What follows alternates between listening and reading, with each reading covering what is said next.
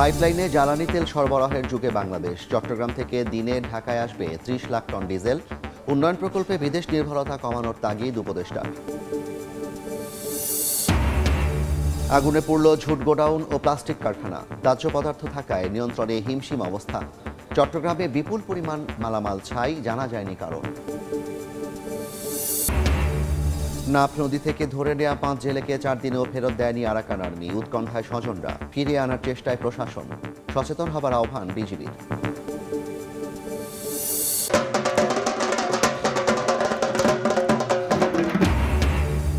গীতাযজ্ঞে আহুতির মাধ্যমে শ্রীকৃষ্ণকে স্মরণ। জন্মাষ্টমী উপলক্ষে বর্ণাঢ্য শোভাযাত্রা। মন্দিরে মন্দিরে ভক্তদের প্রার্থনা, দেশ ও জাতির মঙ্গল কামনা।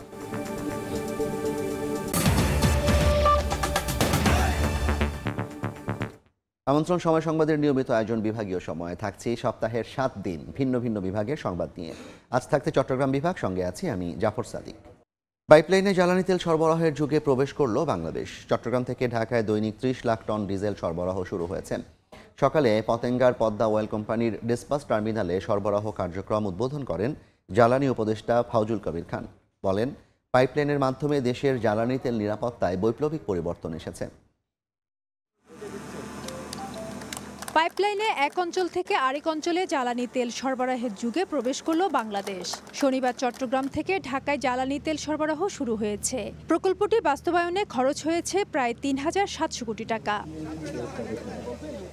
সকালে আনুষ্ঠানিকভাবে উদ্বোধন করে প্রকল্পের বিভিন্ন কার্যক্রম ঘুরে দেখেন জ্বালানি উপদেষ্টা ফাউজুল কবির খান। উদ্বোধনী অনুষ্ঠানে প্রকল্প সংশ্লিষ্টরা বলেন, পাইপলাইনের মাধ্যমে পরিবেশ রক্ষার পাশাপাশি জ্বালানি তেলের নিরাপত্তা নিশ্চিত হয়েছে। ১.৭% যে সিস্টেমস ছিল, সেখান থেকে কমে আসবে 0.৫%। অর্থাৎ এখানে প্রায় আমাদের ৪৮ কোটি টাকা সাশ্রয় হবে সরকারের। আধুনিক ধরনের প্রকল্প বাস্তবায়ন শেষে আমি মনে করি যে এ সাফল্য শুধু সেনাবাহিনীর নয়, আমাদের সমগ্র দেশের।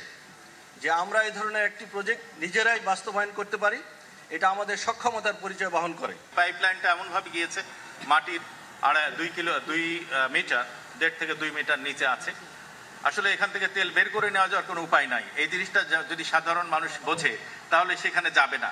প্রধান অতিথির বক্তব্যে জ্বালানি উপদেষ্টা বলেন, প্রকল্প নির্মাণে বিদেশি ঠিকাদারদের উপর নির্ভরশীলতা কমানোর পাশাপাশি ব্যয় সাশ্রয় ও দ্রুত বাস্তবায়ন করলে অপচয় ও দুর্নীতি অনেকটা কমে যাবে। এমনিতেই সম্পদ কম, কিন্তু আমাদের এই সম্পদেরও আমরা সুষ্ঠু ব্যবহার করতে পারতেছি না দুটি কারণে। একটা হচ্ছে দুর্নীতি, আপনারা সবাই জানেন। আরেকটা হচ্ছে অপচয়ের কারণ। আরেকটা বড় সমস্যা আমাদের উন্নয়নে, সেটা হচ্ছে যে আমাদের প্রকল্প ব্যয় বেশি। সুতরাং প্রথম হচ্ছে যে আমাদেরকে প্রকল্প ব্যয় কমাতে হবে, আর তার সঙ্গে আরো বড় সমস্যা হচ্ছে যে শুধু যে প্রকল্প ব্যয় বেশি তা নয়, এই যে প্রকল্প বাস্তবায়নে অনেক বিলম্ব হয়। ৫০ লাখ টন ধারণ ক্ষমতার পাইপলাইনে দৈনিক সরবরাহ করা যাবে ৩০ লাখ টন। সময় লাগবে মাত্র ৪ ঘন্টা। ফেরদৌস লিপি, সময় সংবাদ, চট্টগ্রাম। চট্টগ্রামে আগুনে পুড়ল জুট ও প্লাস্টিকের গোডাউন সহ বেশ কয়েকটি বসতঘর। ফায়ার সার্ভিসের ৯টি ইউনিটের ৪ ঘন্টার চেষ্টায় আগুন নিয়ন্ত্রণে এলেও রক্ষা করা যায়নি কোনো মালামাল। দাহ্য পদার্থ থাকায় আগুন নিয়ন্ত্রণে আনতে বেগ পেতে হয় বলে জানায় ফায়ার সার্ভিস। দাউ দাউ করে জ্বলছে আগুনের লেলিহান শিখা, নিমিষে পুড়ে ছাই পুরো গোডাউন।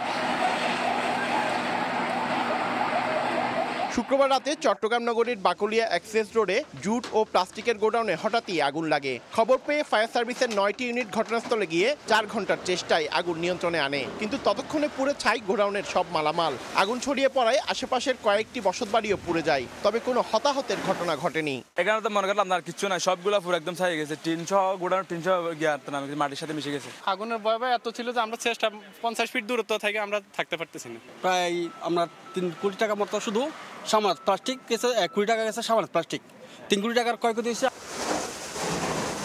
প্লাস্টিক, জুট ও দাহ্য পদার্থ থাকায় আগুন নিয়ন্ত্রণে আনতে বেগ পেতে হয় বলে জানায় ফায়ার সার্ভিস। বিশেষ করে প্লাস্টিক এবং কাপড়ের জুট যেগুলো রয়েছে, আপনারা জানেন সেই জুটের উপরে পানি যখন পড়তেছে, নিচের অংশটি কিন্তু পানি যাচ্ছে না, সেই জায়গায় আবার তাপ যখন হয় একটি নির্দিষ্ট সময় পর আবার সেখানে আগুন জ্বলতেছে। আগুন লাগার কারণ তাৎক্ষণিকভাবে জানাতে পারেনি ফায়ার সার্ভিস। পার্থপ্রতিম বিশ্বাস, সময় সংবাদ, চট্টগ্রাম। বান্দরবান সীমান্তে স্থলমাইন বিস্ফোরণে জখম হাতিকে চিকিৎসা দিতে গিয়ে আহত হয়েছেন চিকিৎসক সহ বন বিভাগের 15 কর্মকর্তা কর্মচারী। 11 আগস্ট নাইক্ষ্যংছড়ি সীমান্তে স্থলমাইন বিস্ফোরণে আহত হয় হাতিটি। খবর পেয়ে শুক্রবার কক্সবাজার থেকে দাঁড়িয়ারদিঘি সংরক্ষিত গভীর বনে যায় বন বিভাগের 15 সদস্যের একটি দল। হঠাৎ পেছন থেকে হাতিতে আক্রমণ করলে আহত হন সবাই। তাদের মধ্যে 3 জনের অবস্থা আশঙ্কাজনক হওয়ায় বিজিবির হেলিকপ্টারে করে ঢাকায় নেওয়া হয়। বন বিভাগ জানায় বিস্ফোরণে হাতিটির 4টি পা জখম হয়েছে।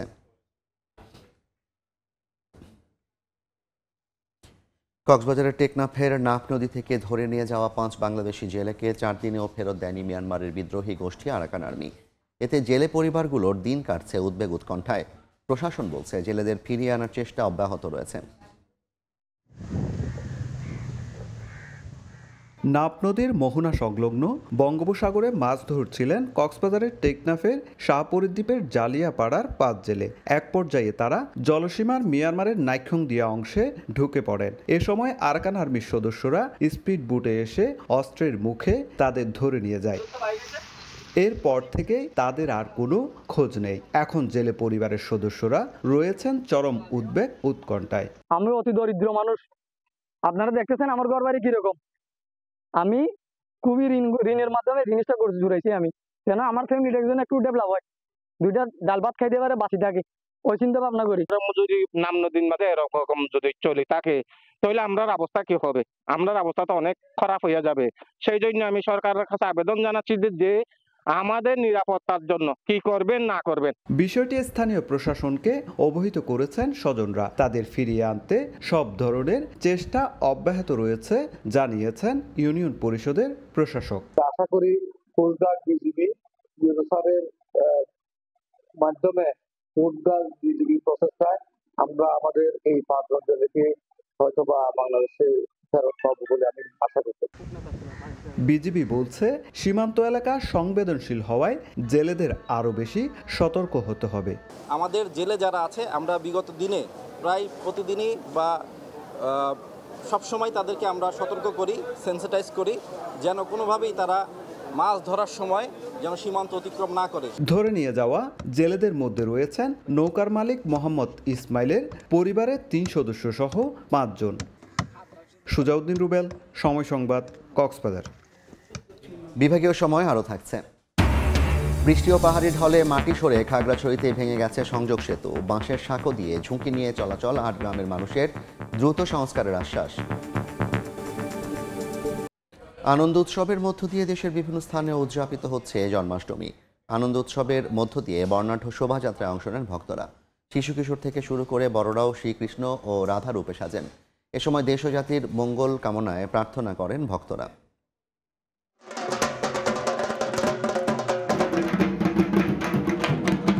ঢাকঢোল আর কাঁসার শব্দে উৎসব মুখর পরিবেশ। নেচে গিয়ে শ্রীকৃষ্ণের জন্মদিন উদযাপন করেন সনাতন ধর্মাবলম্বীরা। মন্দিরগুলো সাজানো হয় বর্ণিল রূপে। শিশু কিশোর থেকে শুরু করে বড়রাও সাজেন শ্রীকৃষ্ণ ও রাধা রূপে। শনিবার সকালে বাদ্যের তালে চট্টগ্রাম ও ব্রাহ্মণবাড়িয়া সহ বিভিন্ন জেলায় বের করা হয় বর্ণাঢ্য শোভাযাত্রা। এতে রং বেরঙের পোশাক পরে হাজার হাজার ভক্ত অংশ নেন। এ সময় ইতিহাস ও ঐতিহ্য সম্বলিত নানা পৌরাণিক কাহিনীর চিত্র তুলে ধরা হয়। পাশাপাশি দেশ ও জাতির কল্যাণ কামনা করেন ভক্তরা। সনাতনীদের ঐক্যের মাধ্যমে আমাদের দাবি দাওয়াগুলো যেন কেন্দ্রীয় সরকার পর্যন্ত পৌঁছা যায়। বিশ্বের সকল জীবের মঙ্গল হোক। জন্মাষ্টমীর আয়োজনকে ঘিরে অপ্রীতিকর ঘটনা এড়াতে সতর্ক অবস্থানে আইনশৃঙ্খলা রক্ষাকারী বাহিনীও। বিভিন্ন মন্দিরে শ্রীকৃষ্ণের জন্মবার্ষিকী উপলক্ষে গীতাপাঠ, কৃষ্ণ পূজা সহ নানা অনুষ্ঠানের আয়োজন করা হয়। ফাহরি ফারজানা, সময় সংবাদ। এই মুহূর্তে চট্টগ্রাম নগরীর JM সেন হলে আছেন শফিকুল আলম। সরাসরি যাচ্ছি তার কাছে। শফিক, সকাল থেকে নানা বর্ণাঢ্য অনুষ্ঠান চলছে শ্রীকৃষ্ণের জন্মদিন উপলক্ষে। আমরা সকালে দেখেছিলাম বর্ণাঢ্য র্যালি বের করা হয়েছিল চট্টগ্রামের যে আন্দরকিল্লা সেখান থেকে, সেটি পরে নগরীর বিভিন্ন সড়ক ঘুরে একই স্থানে শেষ হয়েছে। এই মুহূর্তে সাংস্কৃতিক অনুষ্ঠান চলছে। এটা হচ্ছে শ্রী শ্রী জন্মাষ্টমী উদযাপন পরিষদ বাংলাদেশ কেন্দ্রীয় কমিটির পক্ষ থেকে। এবং কিছুক্ষণ পরে কিন্তু ব্যারিস্টার রুমিন ফারহানা আসবেন এবং তিনি মাতৃ সম্মেলনে যোগ দেবেন এবং বিকেল 5টায় আমির খসরু মাহমুদ চৌধুরী রয়েছেন, তিনি ধর্ম সম্মেলনে যোগ দিবেন। এবং সকাল থেকে আমরা দেখেছিলাম বিভিন্ন মন্দিরে মন্দিরে পূজা অর্চনা, ঘরে ঘরে পূজা অর্চনা চলছে। জন্মাষ্টমী উপলক্ষে বর্ণাঢ্য র্যালি বের করা হয়েছিল, সেটি উদ্বোধন করেছিলাম city mayor doctor Shahadat Hossain. প্রধান অতিথি হিসাবে সেখানে ফারুক আজ উপস্থিত ছিলেন। এই মুহূর্তে যারা হিন্দু অর্থাৎ সনাতন ধর্মাবলম্বীরা এই মুহূর্তে এসেছেন এই যে নানা সাংস্কৃতিক অনুষ্ঠান হচ্ছে এটি করার জন্য। মূলত আজ থেকে 5252 বছর আগে যে শ্রীকৃষ্ণ জন্ম হয়েছিল সেই জন্মের স্মৃতিকে বহন করার জন্য, অর্থাৎ যে এই পৃথিবীতে অনাচার, অন্যায়, অবিচারের প্রেক্ষাপট থেকে পৃথিবীতে এসেছিলেন, তার জন্ম হয়েছিল, সেটিকেই তুলে ধরার জন্য কিন্তু এই প্রতি বছরের ন্যায় এবারও কিন্তু 5252তম জন্মাষ্টমী পালন করছে হিন্দু ধর্মাবলম্বীরা। তো নানা অনুষ্ঠান কর্মসূচি নেওয়া হয়েছে, 4 দিন ব্যাপী নানা কর্মসূচি পালিত হবে চট্টগ্রামের এই জ্যামশন হলে। এর মধ্যে কিন্তু র্যালি, বিভিন্ন সাংস্কৃতিক অনুষ্ঠান সহ আমরা বারবার দেখানোর চেষ্টা করেছিলাম আসলে যে শ্রীকৃষ্ণের যে কারাগার জন্ম হয়েছিল সেই কারাগারকে প্রতীকীভাবে কিন্তু এখানে তুলে ধরা হচ্ছে বিভিন্ন প্রতীকী ভাবে, এবং আশেপাশে যে সেই সময়ে যে পরিবেশ, সেই সময় প্রাকৃতিক পরিবেশ, সেটি কিন্তু গ্রামীণ পরিবেশ, সে পরিবেশটিকেও কিন্তু এখানে তুলে ধরা হচ্ছে প্রতীকীভাবে। তো এখানে পর্যাপ্ত নিরাপত্তা ব্যবস্থা জোরদার করা হয়েছে এবং সকালে যে বক্তারা যারা আসেন তারা বলছে আসলে মানুষের ধর্মের ভিত্তিতে বিভেদ সৃষ্টি করা হয়েছিল অতীতে, সে বিভেদ এখন আর নাই। এখন সব ধর্মের মানুষ সব ঐক্যবদ্ধ হয়ে সম্প্রীতির বাংলাদেশ গর্বে, সেই কথাটি কিন্তু তারা বারবার বলেছিলেন। এবং চট্টগ্রামে যে সারা বাংলাদেশে যে জন্মাষ্টমী পালন করা হয় তার মধ্যে চট্টগ্রামের সবচেয়ে বড় বর্ণাঢ্য আয়োজনে পালন করে থাকে উদযাপন পরিষদের পক্ষ থেকে। আমরা দেখতে পাচ্ছি এখানে হাজারো সনাতন ধর্মাবলম্বীরা এসেছেন এই যে ধর্মীয় অনুষ্ঠানে, এই যে শ্রীকৃষ্ণের জন্মাষ্টমী উপলক্ষে যেই বর্ণাঢ্য অনুষ্ঠান সেখানে যাওয়ার জন্য তারা এসেছেন। এবং 4 দিন ব্যাপী চট্টগ্রামের বিভিন্ন স্থানে বিভিন্ন স্পটে কিন্তু নানা সাংস্কৃতিক অনুষ্ঠান হবে। তো এই ছিল আমার কাছে চট্টগ্রামের জ্যামশন হল থেকে যে শ্রীকৃষ্ণের যে জন্মাষ্টমী অর্থাৎ জন্মদিন, সেই জন্মদিন উপলক্ষে যে নানা আয়োজন কর্মসূচি পালন করছে উদযাপন পরিষদ, সেটির সর্বশেষ তথ্য। তবে বিকেলবেলায় কিন্তু আমির খসরু মাহমুদ চৌধুরী আসবেন, 5টায় তিনি ধর্ম সম্মেলন করবেন। তো এই ছিল আমার কাছে সর্বশেষ তথ্য। সরাসরি যুক্ত ছিলাম চট্টগ্রাম জিএমএসএন হল থেকে। বৃষ্টি ও পাহাড়ি ঢলে মাটি সরে গেছে খাগড়াছড়ির কমলছড়ির ঘাটপাড়া থেকে গুগরাছড়ি সড়কের সংযোগ সেতুর। বর্তমানে বাঁশের সাঁকো দিয়ে ঝুঁকি নিয়েই চলাচল করছেন স্থানীয়রা। শিগগিরই সংস্কারের দাবি তাদের, আর ব্যবস্থা নেওয়ার আশ্বাস এলজিইডির। মূল সেতু থেকে সরে গেছে মাটি, চলাচল অনুপযোগী হওয়ায় এখন বাঁশের সাঁকোই ভরসা। টানা বর্ষণ ও পাহাড়ি ঢলে খাগড়াছড়ি সদরের কমলছড়ি ঘাটপাড়া থেকে গুগরাছড়ি সড়কের সংযোগ সেতুর মাটি সরে যাওয়ায় এমন ভোগান্তি। স্থানীয়রা জানান সেতুটি দ্রুত মেরামত না করলে যে কোনো মুহূর্তে ঘটতে পারে দুর্ঘটনা। এই বৃষ্টি ভেঙে গেছে, আমরা কষ্টভাবে যাচ্ছি, গাড়ি ঘোড়া চলে ফিরে যেতে পারে না। এখন অসুবিধা যদি ভালো হইতো আমরা খুব শান্তিভাবে চলে যাইতো, আইতো ফিরি। মানুষের কষ্ট, কাম যাইতো কষ্ট, বুড়া বুড়িও কষ্ট, যেতে পারে না। এই রাস্তা দিয়ে তো বাইক দিয়ে আমার স্কুলে যাওয়া সম্ভব হচ্ছে না, আর বাচ্চাদের তো আরো বেশি ভয়ঙ্কর, কারণ কখন পড়ে যায় ঠিক নাই। তবে টেন্ডার আহ্বান করে দ্রুত সেতুটি মেরামতের আশ্বাস এলজিইডির। আমরা আগে থেকে প্রস্তাব করছি এবং এটা 2-3 মাসের মধ্যে এটা টেন্ডার হয়ে যাবে। সেতুটি দিয়ে মালামাল আনা নেয়া সহ চলাচল করে প্রায় 8 গ্রামের কয়েক হাজার মানুষ। সময় সংবাদ, খাগড়াছড়ি। দীর্ঘদিন অবকাঠামোগত উন্নয়ন না হওয়ায় ভোগান্তি নিয়েই চলছে রাঙামাটির বিএফডিসি ফিশারি ঘাটের কার্যক্রম। ব্যবহারকারীদের অভিযোগ, ঘাটে নেই মাছ সংরক্ষণ ও বরফজাতের পর্যাপ্ত স্থান। এতে দীর্ঘ সময় নৌকায় থাকায় নষ্ট হয় মাছ, আর ব্যবস্থা নেওয়ার আশ্বাস কর্তৃপক্ষের। রাঙামাটির সবচেয়ে বড় মৎস্য অবতরণ কেন্দ্র বিএফডিসি ফিশারি ঘাট। কাপ্তাই হ্রদ থেকে আহরিত বেশিরভাগ মাছ এখানে এসে জমা হয়, এরপর বরফজাত করে পাঠানো হয় দেশের বিভিন্ন জেলায়। কিন্তু ব্যবহারকারীদের অভিযোগ, 1965 সালে যাত্রা শুরুর পর থেকে এখনও উল্লেখযোগ্য অবকাঠামোগত উন্নয়ন হয়নি এই ফিশারি ঘাটের। মাছ ভর্তি ড্রাম রাখার পর্যাপ্ত স্থান নেই, আর বরফজাতের জন্যও নেই যথাযথ ব্যবস্থা। এতে আহরিত মাছ নৌকায় দীর্ঘ সময় ফেলে রাখতে হয়, যা নষ্ট হয়ে যায়, পড়তে হয় আর্থিক ক্ষতির মুখে। মাছ রাখার জায়গা নাই, বরফ রাখার জায়গা নাই, একজনের উপরে একজন পরে, এটা নিয়ে আমরা খুব হিমজিবির ভিতরে আছি। পার্টি মাছ তুলে আর এক পার্টি ব্যাক করতে পারতেছে না, খুবই জায়গা সংকট, একটা গাড়ি ঢুকলে আর একটা ঢুকতে পারতেছে না। আমাদের ব্যবসায়ীদের অনেক মনে করেন ক্ষতির সম্মুখীন হতে হয়েছে শুধু জায়গার সংকটের কারণে। আমাদের পল্টন বেলা দিলে মাছের গুণগত মান ভালো থাকবে এবং আমরা মাছ প্যাকিং করে সুবিধা পাবো। সমস্যা সমাধানে একটি প্রকল্প প্রস্তাব মন্ত্রণালয়ে পাঠানো হয়েছে জানিয়েছে বিএফটিসি। হেড অফিসের মাধ্যমে মন্ত্রণালয়ে প্রজেক্ট আকারে পাঠানো হয়েছে, এটা প্রক্রিয়াধীন রয়েছে। ইনশাআল্লাহ হয়তো আমরা অতি শীঘ্রই এটার একটা ফিডব্যাক পাব। বর্তমানে ঘাটে শতাধিক ব্যবসায়ী রয়েছেন, তাদের অধীনে শ্রমিক সংখ্যা প্রায় 1000। সময় সংবাদ, রাঙামাটি। বিভাগীয় সময় আরও থাকছে। উঠে গেছে কার্পেটিং, খানাখন্দে ভরা চাঁদপুর ফরিদগঞ্জ বাইপাস সড়ক, দীর্ঘদিনে সংস্কার না হওয়ায় যাতায়াতে ভোগান্তি, ব্যবস্থার আশ্বাস পৌর কর্তৃপক্ষের। চট্টগ্রাম বিশ্ববিদ্যালয়ের শাটল ট্রেনে দিন দিন বাড়ছে দুর্ভোগার ঝুঁকি। স্পিড লিমিট ও শিডিউল বিপর্যয়ে সময় মতো ক্যাম্পাসে যেতে পারছেন না শিক্ষার্থীরা। তবে রেল কর্তৃপক্ষ বলছে শিগগিরই এ বিষয়ে ইতিবাচক ব্যবস্থা নেওয়া হবে। তারিফ রহমানের রিপোর্ট। চট্টগ্রাম বিশ্ববিদ্যালয়ের 28,000 শিক্ষার্থীর মধ্যে 10,000 শিক্ষার্থী প্রতিদিন শাটল ট্রেনে যাতায়াত করেন। ট্রেনের সংখ্যা ও বগি বাড়াতে এর আগে বেশ কয়েকবার আন্দোলন করেন শিক্ষার্থীরা। দাবির পরিপ্রেক্ষিতে গত বছরের নভেম্বরে ট্রেনের ট্রিপের সংখ্যা বাড়ানো হয়, তবে তাও ভোগান্তি কমেনি। শিক্ষার্থীরা বলছেন নির্ধারিত সময়ের তুলনায় 30 মিনিট থেকে 1 ঘন্টা দেরিতে গন্তব্যে পৌঁছায় ট্রেন। নেই নিরাপত্তা, ঘটছে চুরি ছিনতাইয়ের মতো ঘটনা। শাটলের সবথেকে বড় সমস্যা সেটা হচ্ছে সবসময় শাটলের শিডিউল বিপর্যয় হয়, সঠিক টাইম মতো ট্রেন ছেড়ে যায় না। এত ওদের রাতে কষ্টটা কমার জন্য আমাদের শিডিউলটা বাড়ানো হয়েছে, কিন্তু দেখা যাচ্ছে বাড়ানোর পরে এটা অনেক হচ্ছে শিডিউল এটা মিস করতে। শাটলে যথেষ্ট নিরাপত্তার অভাবে দেখা যায় অনেক সময় এখানে বহিরাগতরা হচ্ছে প্রবেশ করে, যার কারণে শিক্ষার্থীরা হচ্ছে বিভিন্ন হয়রানিমূলক শিকার হচ্ছে। এই গরমের ভিতরে তো জানালা বন্ধ করে থাকা আমাদের পক্ষে কোনোভাবেই সম্ভব না।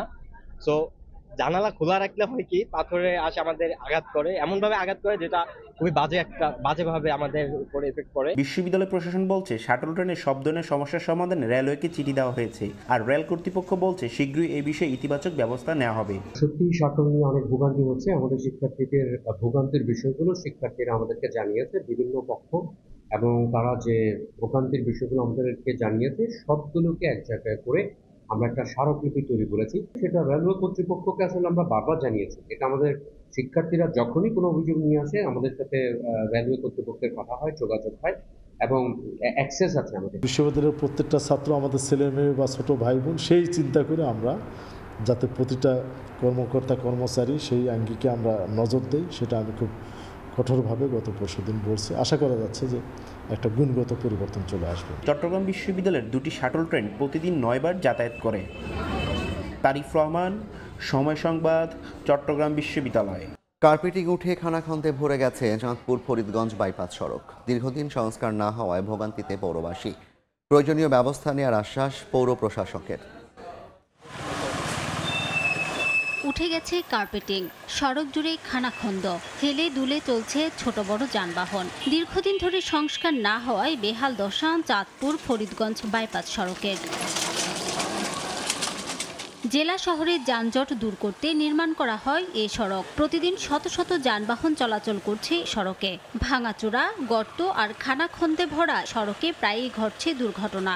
বিকল হচ্ছে যানবাহন, যাতায়াতের চরম ভোগান্তিতে এলাকাবাসী। দ্রুত সংস্কারের দাবি তাদের। রাস্তা তো পুরাই ভাঙা এই রাস্তা দিয়ে কি গাড়ি চালানো জানি আমরা আসা যাওয়া করতে স্কেল ভাঙা, স্কেল সবসময় গাড়ি নষ্ট। বিভিন্ন জায়গা থেকে শহরে অনেক রোগী ঢুকতেছে, অনেক ভোগান্তি হচ্ছে আর কি রোগীদের। এটা কোনো সংস্কার নাই, কোনো রাস্তা কোনো মেরামত নাই, পৌরসভা তো কোনো কাজই করে না। খুব কষ্ট আমাদের, ট্যাংরি ভেঙে যায়, চাকা উল্টে যায়, গাড়ি উল্টে যায়। এই রাস্তাটা ভালো থাকলে শহরের অন্য সড়কগুলোতে যানজট কম থাকবে। সড়কটির বেহাল দশার কথা স্বীকার করে মেরামতের আশ্বাস দেন পৌর প্রশাসক।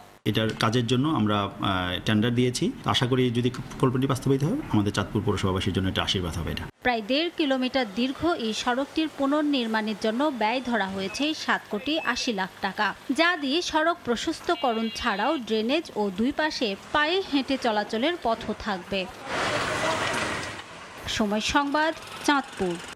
কুমিল্লার বাটিকের কাপড় যেন শিল্পকর্ম, রঙে নকশায় নজর কাড়ায় কাপড়ের কদর বাড়ছে ক্রেতাদের কাছে। সরকারি সহযোগিতা বাড়লে স্থানীয় চাহিদা মিটিয়ে সহজেই বাজার সম্প্রসারণ করা সম্ভব হবে বলে মনে করেন স্থানীয় বিসিক কর্মকর্তা।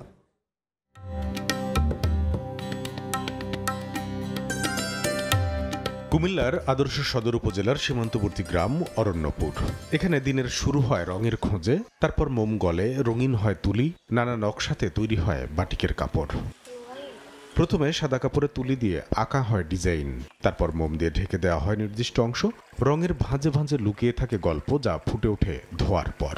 রং হইতে আপনার ওয়াশ হইতে আপনার লুঙ্গির কাজ হইতে থ্রি পিস শাড়ি সবে কাজ শিখে গেছি।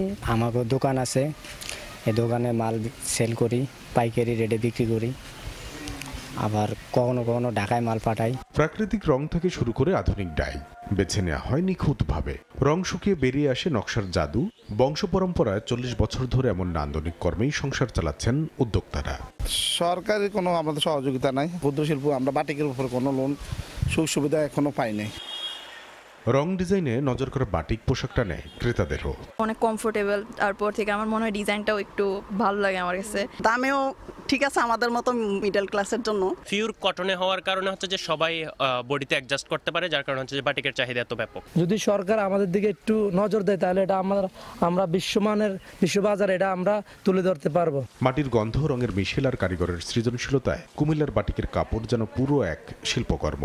এই শিল্প সম্প্রসারণে দরকার বাজারমুখী সরকারের নতুন নতুন কর্মকৌশল। উদ্যোক্তারা কিন্তু আসলে ছড়িয়ে ছিটিয়ে আসে, কি কি প্রয়োজন আমাদেরকে এটা অফিসিয়ালি জানায়, তাহলে আমরা তাদেরকে ঋণের মাধ্যমে, নিবন্ধনের মাধ্যমে, বিভিন্ন মেলার মাধ্যমে, ডিসপ্লে সেন্টারের মাধ্যমে বিভিন্ন সুযোগ সুবিধাগুলো প্রোভাইড করতে পারবো। সরকারি পৃষ্ঠপোষকতা বাড়ানো হলে এই শিল্প আরও অনেক দূরে এগিয়ে যাবে বলে মনে করেন বাটিক সংশ্লিষ্টরা।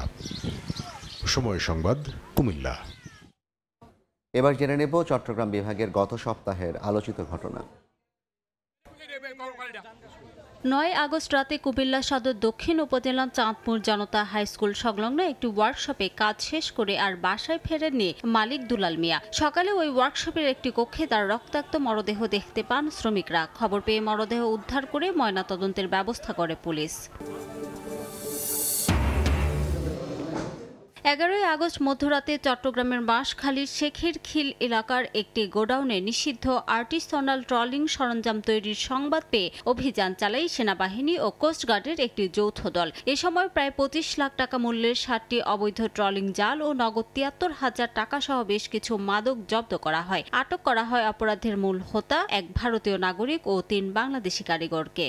বিভাগীয় সময়ের শীর্ষ সংবাদগুলো জানিয়ে দিচ্ছি আরেকবার। পাইপলাইনে জ্বালানি তেল সরবরাহের যুগে বাংলাদেশ। চট্টগ্রাম থেকে দিনে ঢাকায় আসবে 30 লাখ টন ডিজেল। উন্নয়ন প্রকল্পে বিদেশ নির্ভরতা কমানোর তাগিদ উপদেষ্টার। আগুনে পুড়ল ঝুট গোডাউন ও প্লাস্টিক কারখানা। দাহ্য পদার্থ থাকায় নিয়ন্ত্রণে হিমশিম অবস্থা। চট্টগ্রামে বিপুল পরিমাণ মালামাল ছাই, জানা যায়নি কারণ।